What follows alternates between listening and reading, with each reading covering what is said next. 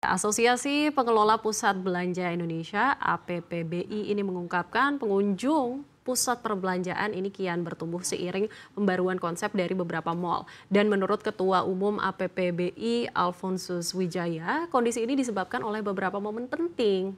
Ya, Alfonsus menyebut kunjungan mal pada Januari hingga Mei naik 10 hingga 15% karena ada momen tahun baru, Imlek, kemudian bulan Ramadan dan juga Lebaran.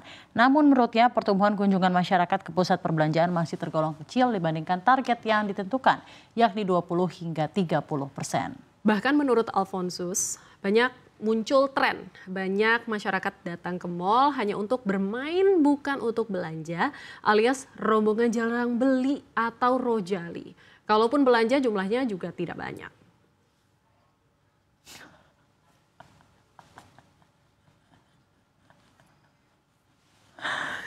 Ya, ini Safrina rojali juga apa bukan ya? Enggak kok, kenapa pertanyaan langsung saya perut gitu rojali. Tapi kadang-kadang mikir iya juga sih, kan mall tuh paling buat makan atau nggak misalnya nemenin anak-anak ke playground gitu ya. Jadi kalau beli-beli sekarang kan kayak mikir gitu ya, beli yang memang diniatkan atau beli sesuatu ya. Jadi apa ya, nggak tiba-tiba ujuk-ujuk ke mall tuh buat belanja anu dan lain-lain kan gitu ya. Jadi emang ternyata sebenarnya mall tuh jadi tempat untuk berojali ria ya dan refreshing ria. Gitu dan juga mungkin kadang-kadang orang ngelihat di mall terus beli online gitu kan. Iya bener juga. Nah, kalau salah gimana nih? Kira-kira rojali part 2 kan?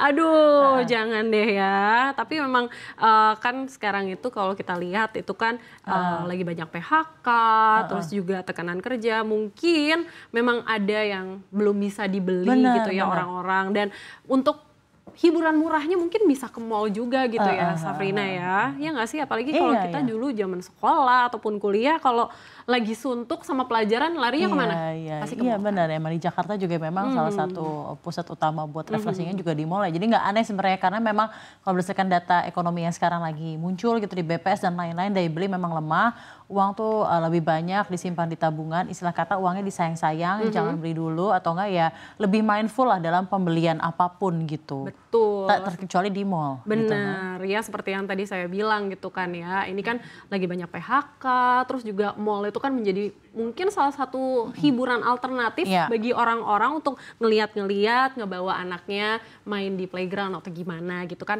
bisa ya. Betul banget, kalau kita kan memang lihatnya ya lagi-lagi jalan ke mall tuh buat lihat-lihat baju, sepatu, pernak-pernik, elektronik, misalnya kalau yang udah jadi orang tua ngantar anak ke playground. Tapi tadi kayak yang saya bilang gitu di awal, uangnya itu tetap digunakan dengan mindful dan sayang-sayang, apalagi di keadaan ekonomi seperti sekarang ini. Benar sekali ya, meski mungkin cuman lihat-lihat tapi itu seperti stress cuci mata cuci mata gitu ya. Apalagi kalau misalnya jalannya ramean gitu ya, pasti kan seru banget. Kalau saya perhatiin juga mall-mall di Jakarta nih sebenarnya banyak yang berbenah. Konsep yang dulu hanya pamer produk di etalase, sekarang tuh pengelola mall buat konsep mall yang ramah nongkrong. Jadi mungkin banyak apa sih namanya kafenya gitu ya. Misal kalau toko buku itu tidak hanya di etalase dengan plastik tapi beneran bisa menjadi kafe dan bookshop yang memang bisa duduk di sana lama-lama, ngerasain experience-nya dan lain-lain. Dan apalagi juga sekarang banyak mall yang mengusung tema terbuka gitu, terbuka hijaunya juga semakin banyak gitu ya. Mungkin kalau Safrina ingat juga ada mall tertua di Jakarta yaitu Sarina, ini kan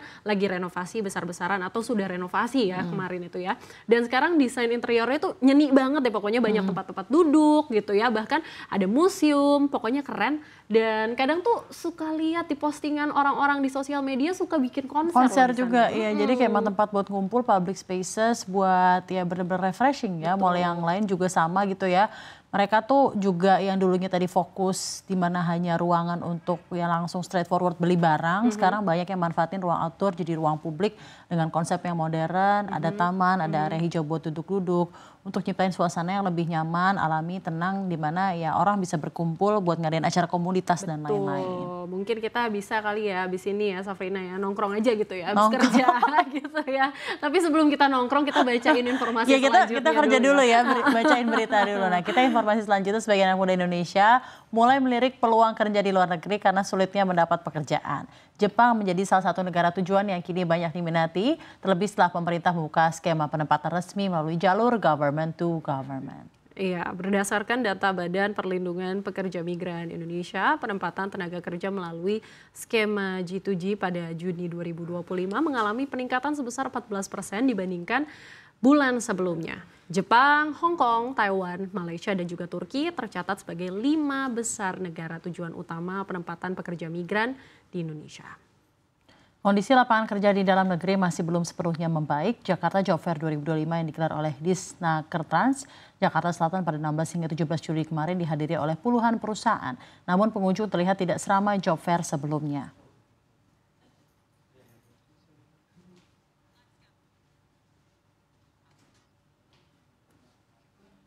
Ya, peluang menarik nih, apa kita pindah aja ke Jepang gitu ya? Kayaknya menarik juga gitu untuk diekspor. Menarik sih ya, gitu apalagi Jepang makanannya enak-enak. Tapi ini yang harus dipertimbangkan juga, jangan FOMO gitu ya kalau misalnya ngelihat orang, oh kayaknya kerja di luar negeri tuh enak gitu ya. Mungkin buat pemirsa yang melihat peluang ini juga perlu dipertimbangkan banyak hal. Memang dari segi gaji pasti menarik gitu ya. Tapi coba kita lihat dulu peluang kerjanya sebagai apa nih? Kalau dari informasi di BP2MI ada 5 jenis pekerjaan yang paling umum di Jepang, yaitu adalah housemaid, ada caregiver, ada worker, domestic worker, dan juga plantation worker. Jadi dilihat-lihat lagi dulu ya, nggak ada penyiar nih ya, tapi juga nggak ngerti bahasa Jepang sih ya Sar, gimana tuh? Susah dong kita kalau misalnya pakai bahasa Jepang harus belajar lagi gitu ya. Bener, kecuali ada yang khusus bahasa Indonesia atau bahasa Inggris kan nggak ada ya, udahlah ya kita berarti memang belum jodoh. Tapi yang perlu disoroti ini di sini adalah kenapa sih fenomena ini bisa terjadi, kenapa orang-orang berbondong gitu ke sana gitu kan ya. Aja yang pertama pasti karena banyak PHK, lowongan kerja ini juga terbatas. Nah kalau misalnya Safrina ingat juga beberapa waktu lalu itu ada job fair di wilayah Bekasi aduh bejubel banget gitu ya, sampai banyak orang yang pingsan dan ternyata yang dibutuhkan hanya segelintir. Ini kan bisa dibilang aduh job fair bodong lagi, kasihan loh para pencari kerja. Ya tapi sebenarnya memang menunjukkan ada desperation gitu loh untuk orang mencari kerja gitu. Ada bener karena lowongannya, tapi memang yang dibutuhkan nggak banyak karena perbandingan antara demand dan supply yang sangat jauh. Wajar kalau para pencari kerja ini juga mikirnya ya udahlah kalau misalnya di Indonesia nggak ada supply job ya udah kita ke luar negeri aja gitu ya cari kerjaan. Tapi gitu kasihan juga ya itu. Dan dari informasi rekan kita di lapangan, beberapa pencari kerja ini mengaku sudah berulang kali untuk melamar, tapi belum mendapatkan hasil. Mereka mengaku pernah gagal di tahap psikotes gitu ya, lalu mencoba lagi dengan melamar ke hampir semua posisi. Bener banget, segetol itu usahanya buat nyari kerjaan ya. Iya, emang bener banget ya, di luar sana para pencari kerja itu bekerja keras gitu ya untuk bisa lolos dan diterima. Ini perlu jadi perhatian pemerintah sebenarnya. Bagus sebenarnya lowongan kerja di luar negeri dipermudah dengan adanya skema G2G. Ya semoga di dalam negeri ini juga lowongan kerja semakin banyak. Tentu harus diawali juga dengan menciptakan kondisi industri yang produktif. Harapannya kalau penciptaan lapangan kerja banyak ya sebenarnya daya beli masyarakat bisa naik. Nanti nggak ada lagi Rojali di mall. Betul gitu. Jadi kalau misalnya kita ke sana langsung nggak harus nongkrong doang gitu ya. Langsung beli-beli aja. Jadi gitu multiplier efeknya banyak gitu dengan tercipta lapangan kerja. Tapi emang kalau misalnya ngomongin tentang hal ini pasti panjang gitu ya. Kita lanjut aja ke informasi selanjutnya. Benar. Sarah silakan. Iya, memang selanjutnya itu mengenai artificial intelligence atau AI yang memang telah banyak digunakan dalam berbagai perusahaan, salah satunya untuk penghematan yang katanya bisa mencapai 30%. Ya, CEO Hactive Indonesia Juventia Vicky mengatakan penggunaan AI akan membantu pekerjaan untuk selesai lebih cepat dan rapi.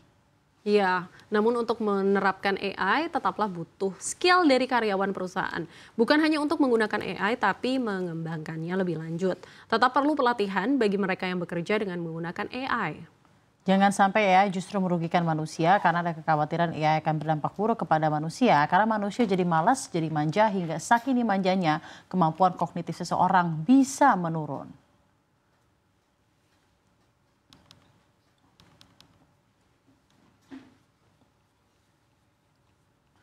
Dan ini emang polemik sih ya, karena kan gunain AI itu memang ngebantu banyak hal di hidup kita sehari-hari gitu ya. Dan emang powerful sih, karena memang hasilnya itu juga somehow kredibel dan kompeten gitu ya, sesuai dengan apa yang kita kadang-kadang butuhkan gitu ya kalau penggunaan AI di keseharian kita. Jadi kadang-kadang memang pedang bermata dua ya, kalau terlalu digunakan juga kita jadi terlalu bergantung. Tapi takutnya kita menjadi tumpul gitu ya. Tapi sebenarnya kalau untuk meningkatkan produktivitas dan hasilnya bisa jauh lebih optimal, bahkan tadi dibilang ya bisa sampai efisien 30% gitu ya. Iya, Bener banget sampai 30%. Tapi kalau dipakai cuma buat main-main aja, ya kita sendiri yang rugi. Jadi malas bahkan brain rot gitu. Jadi nggak bisa mikir gitu. Jadi kita ingat waktu itu apa ya?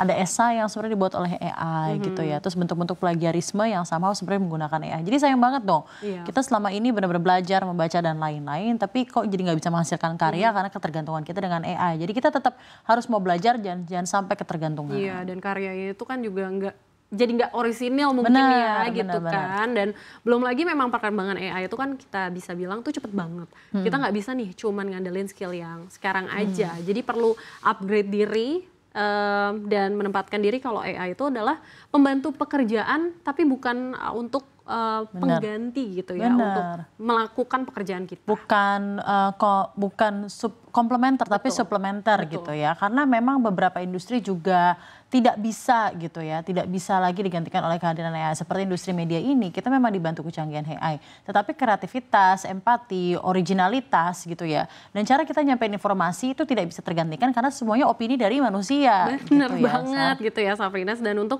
menciptakan sebuah berita nih misalnya yang mungkin sering kita bicarakan tetapi butuh sentuhan manusia. Jadi nggak bisa asal masuk ke AI tinggal copy paste gitu. Yang ingin disampaikan nanti malah nggak bisa tersampaikan dengan baik gitu ya kepada para pemirsa CNBC. Bener banget. Pokoknya saat ini AI itu kita harus ingat bareng-bareng itu cuma tools saja buat ngebantu kita lebih produktif lah ya gitu ya Sar. Jangan terlena, jangan sampai kita ketinggalan atau tergantung hanya karena teknologi. Iya, jangan hanya ketinggalan ya Safrina. Jangan sampai kita tergantikan, dan yang penting kita terbuka untuk belajar hal baru dan menggunakan AI dengan bijak supaya tetap berimbang. Betul banget. Kita ke informasi selanjutnya ya Sar ya. Selanjutnya, Presiden Prabowo Subianto ini menyentil para pengusaha yang ia nilai serakah. Ia bahkan menyebut para pengusaha yang serakah ini merupakan mazhab baru dalam ilmu ekonomi yang ia beri nama Serakanomics. Ya, istilah Serakanomics ini dilontarkan Prabowo saat ia meresmikan Koperasi Desa Merah Putih di Klaten, Jawa Tengah. Menurutnya banyak sekali pengusaha serakah yang mencari keuntungan di atas penderitaan rakyat. Ya, bahkan mereka tidak jarang mengakali aturan yang berlaku. Prabowo menilai pengusaha semacam ini sebagai vampir-vampir ekonomi penghisap darah rakyat. Prabowo mengatakan golongan pengusaha semacam ini akan ditindak tegas oleh pemerintah. Bahkan menurutnya sudah sekian bulan pihaknya memperingatkan agar pengusaha ini lebih patuh pada aturan yang ada.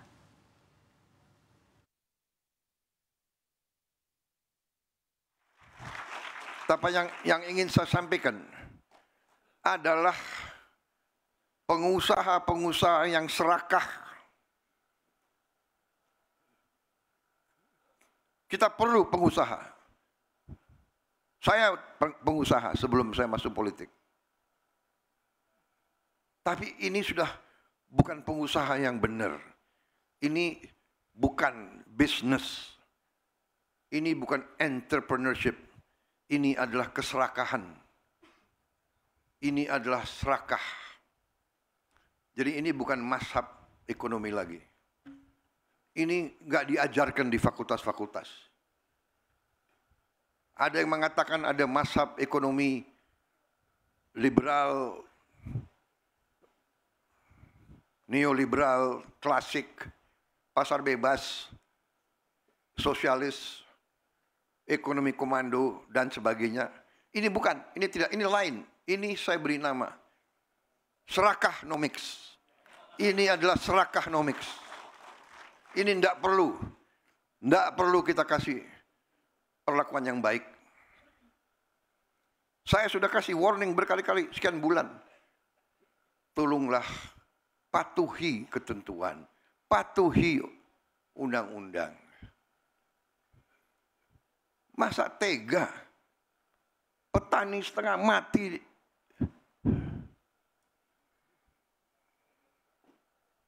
rakyat kita masih banyak susah. Ada yang mau cari keuntungan di atas penderitaan rakyat. Itu namanya adalah mengisap darahnya rakyat. Itu adalah menurut saya parasit, mengisap darah. Vampir ekonomi.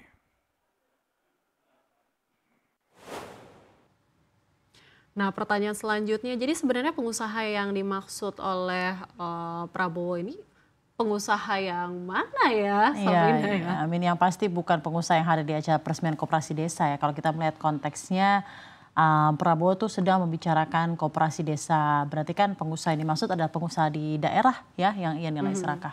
Iya loh, bukannya sebenarnya adanya pengusaha di daerah itu justru menggerakkan ekonomi daerah ya. Mereka kan paham gitu ya menjalani bisnisnya, warga lokal juga dilibatkan dalam bisnisnya sebagai pekerja ataupun buruh. Sebenarnya bagus kan, jadi ada lapangan pekerjaan gitu. Benar banget, kalau konsepnya membangun bisnis skala besar di daerah memang bagus, bisa menciptakan lapangan kerja, bisa menggerakkan ekonomi daerah. Tapi apa jadinya kalau pengusaha yang sudah besar ogah mematuhi aturan, itu yang disebut Prabowo serakah. Iya, jadi maksudnya mereka pengusaha yang sudah mendulang untung besar tapi belum puas nih ya dengan tidak mematuhi aturan yang berlaku. Betul, saat memberi sambutan Prabowo kelihatan sekali kesal, geram, greget gitu dengan para pengusaha yang serakah ini. Iya, saya juga jadi ingat ya, Safina, saya juga nonton sambutan kemarin gitu ya. Prabowo ini memberi contoh pengusaha serakah itu. Pengusaha penggilingan padi yang nakal, nggak mau mematuhi ketentuan harga pembelian pemerintah gabah, dan sekarang kan aturannya HPP ini tuh 6.500, dan kata Presiden Prabowo masih ada nih yang membeli gabah dari petani di bawah harga tersebut. Ya, termasuk yang ramai baru-baru ini, Sarah, Prabowo tuh sangat marah